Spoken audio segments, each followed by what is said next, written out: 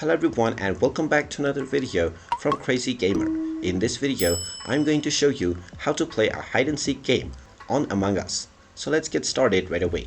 First of all, open up the Among Us game on your device, and once it is opened up and you are logged into your account, you will be taken into the main menu from which you can directly start playing and enjoying your game.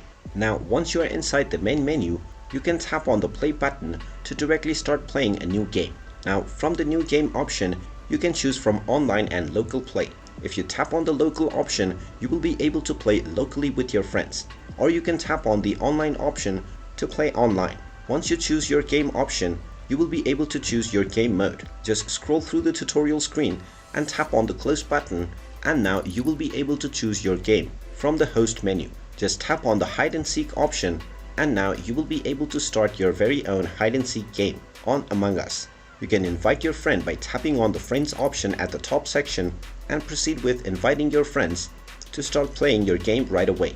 And there you have it. That is how easy it is to start a new hide and seek game on Among Us. If you find this video helpful, make sure you hit that like button and subscribe to our channel if you haven't done so already. Also ring that notification bell to never miss another update from us. Thank you for watching, and I will see you again in the next video.